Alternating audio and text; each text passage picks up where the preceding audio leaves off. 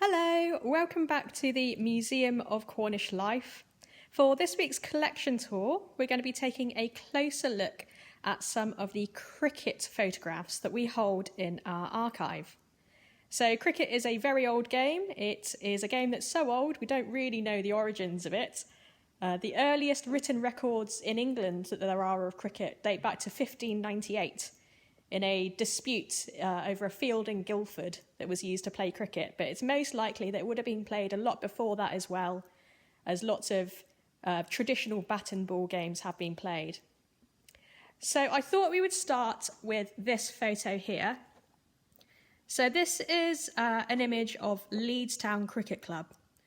So the photographs that we have in our archive span around about 100 years of Cornish cricket history, clubs in Cornwall, and also a few unidentified teams. Leeds Town have been members of the Cornwall Cricket League since 1928, so this might be from that sort of time. And you can see that they're all arranged in front of a little clubhouse there. There's a hut with a hatched door. I have another photo of Leeds Town Cricket Club here, and this one is actually a postcard. So there's some writing on the back that says, "These are Leeds Town Albions. See if you know them all, from your loving brother George." So I always love reading the backs of postcards. It's probably a bit nosy of me, but when you research history, that's a good reason to be nosy. And you can see in this one, they've all got their matching caps on. Some of the younger members of the team here have more formal cricket baggy caps, so they might be their school caps, whereas some of the older gentlemen have flat caps. So they're sort of matching, but they've all made the effort to have their caps on for this photograph. So very early cricket photos there from the early 20th century. If I jump ahead here, I also have another cricket photograph.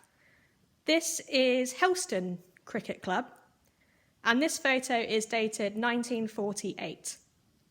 So Helston still have a cricket club today, and they are over 100 years old. A lot of the clubs in Cornwall were founded in the 19th and early 20th century. So Truro was founded in 1813, Penzance 1829, Porthleven in the 1870s. So Helston fits into this tradition. Now, we do have a list at the museum of some of the names of the people in this photograph. But if you recognise anybody, do say, because it's always interesting to hear the personal stories and see the family connections to old photos. What I love about this sort of image is it shows that cricket team photos really haven't changed a bit. So if you took a photo now, if you look at modern cricket photos, the teams very much are all composed in the same way, potentially on their best behaviour, but this is a lovely image. So we have some traditional team photos. We also have some more jovial images of cricket being played. This is an image from Cold Rose, and this is 1976. And the description on the back says, "Cricket challenge match between Fleet Chiefs and CPOs versus a captain's 11 at Cold Rose." So a bit of a fun match between the ranks at Cold Rose here. And if I point out on the left, the lady taking a catch there is a first officer. And then the gentleman here was a captain of Cold Rose. Fortunately, we don't know who the wicketkeeper was, but the batsman was a CPO. And I love this image. When I first saw it, I had a look at this gentleman's beard, and I did think he had a bit of a look of W.G. Grace about him. But then I had a bit of a closer look at his batting, when he's clearly just edged that to slip as she's catching that. So maybe that's where the resemblance ends with that one. We have another lovely image from a match at Cold Rose here. Now, this one is from 1978. When I first saw this photo, I thought it might just be an informal family photo or a village afternoon. But looking closer, there's a description on the back which reads, "Gillian joins the sponsored cricket game 1978. And I assume that this was Gillian here, bowling. And I did a bit of research and I found out that this was from a sports jamboree day, which was held at Cold Rose to raise money for charity in 1978. And Gillian was invited as a special guest. So she was the VIP guest. She was a presenter from BBC Spotlight. And she came down to the day and got involved, joined in with the cricket match.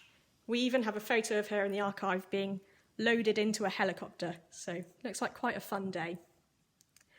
So most of the photographs we have are of men.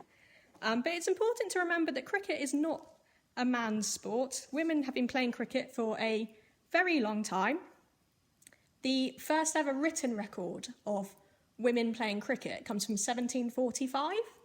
So there's an article from the Reading Mercury at this time, which says, the greatest cricket match that ever was played in the south part of England on Friday, between 11 maids of Bramley and 11 maids of Hambledon. The girls bowled, batted, ran and catched, as well as most men could do in that game.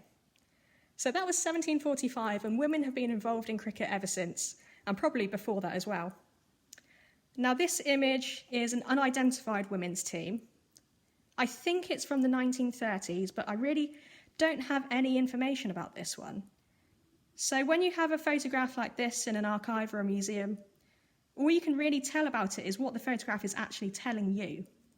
So I know that this is a cricket photo from a few clues. The most obvious one is that, where am I? If I point out, this figure is holding a ball and she's holding a bat. So that immediately shouts out cricket. There are a few other clues as well. I counted them and there are 11 women. So that makes sense for a team. And there's one man there in the middle. And that makes sense because there's a lot of other men in the other team photos. So that might have been a coach or a scorer or an umpire, somebody related closely to the club. The other thing which tells me that this is a cricket team is what they're wearing. So if I have a look at this figure on the left there, what she's wearing is very, very typical for a female cricketer for most of the 20th century. So women wore whites just as men did. She's got her white shirt on and a white cricket skirt. Now, skirts were very traditional for women to wear when playing cricket, and they were worn by the England women's international team right up until 1996. So the England women's team didn't switch over to trousers until August 1997, which is really very, very recent. Now, I say skirts here, this is actually shorts. So they are culottes. They are wide pleated shorts which look like a skirt, but they give a bit more flexibility when you're active, when you're batting and bowling. And I think this image is from the 1930s. I think that because looking at the hair, the very closely cropped hair, and also the cardigans they're wearing, which are quite loose and then cinched in at the waist. Those are very classic styles from the 1930s. And in England, the 1930s saw a bit of a golden age in women's cricket participation. The Women's Cricket Association were the organising body for women's cricket, and they organised the first ever England tour of Australia and New Zealand in 1934-35. So big events like that helped prompt getting a lot more people involved, a lot more people playing. The Women's Cricket Association also organised a lot of coaching. So that's 1930s, and then jumping ahead a bit, we also have these images. So these are the final ones I'll show you. These are from 1949, and we have Porthleven men's and women's teams. So this is Porthleven men's here. Porthleven Cricket Club, like I mentioned earlier, was founded in the 1870s.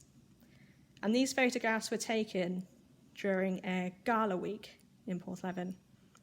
So we have our men's team there, and then the women's team here as well.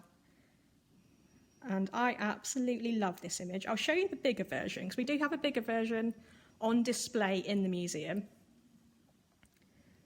And we are lucky enough to have a lot more information about this photo. So with the previous women's club, that photo, we don't have any information at all. But with this one, we have the names of all the players who are in it. We know who they are. And as a researcher, that really helps me to put a face to a name as well. So I had a look back in the Women's Cricket Association archive, and I found that they used to produce a magazine where they would post results from matches. This photo is 1949. I managed to find a couple of matches that were played by Porthleven in 1950 and 1951. So if these were the following years to that photograph, there might have been a few of the same players. They played Penzance. So 1949 was an important year for women's cricket in England. Porthleven appear for the first time in the women's cricket records, as do Penzance and Camborne. And these clubs would have been playing each other. And you can see that, unfortunately for Porthleven, Penzance did quite well in both of these matches in 50 and 51. But I did get quite excited when I found this information, because you can see that it says Porthleven, Hoskin made 5 for 81. And then if I have read my information right, I believe that Hoskin is this figure, so in the middle in the back row. And I was quite excited when I found that, because it's just nice to be able to put faces to names and then also link in what other things we can find. I thought that Penzance must have been a very, very strong team this time. And in fact, in the 1952 Cornwall Women's First 11, I found a player list, and most of them were from Penzance or Helston. So little hubs of women's cricket around in this time, late 40s, early 50s. So that is our collection tour of our cricket photos. I absolutely love cricket. It's my favourite game. And I just loved finding these photos, in particular this one, especially when you think about all the progress that's been made in women's cricket since this image was taken. And even in the past 10, 15 years, it's, as a historian, you can start to see how things develop together, how one thing leads to another. And these girls wouldn't have known it, but they played a part in improving participation and representation of women in cricket to the point where we are now. And if you think about the really successful tour that England have just had in New Zealand, it's all linked together, and the past is always here in the present. So thank you very much for joining me. Don't forget to tune in next week, when we are going to be continuing our cricket theme, not our cricket theme, I would love to do that. We'll be continuing our sporting theme, and we will be having a look at the Bob Fitzsimmons related objects in our collection. We'll see you then. Thank you again. Bye.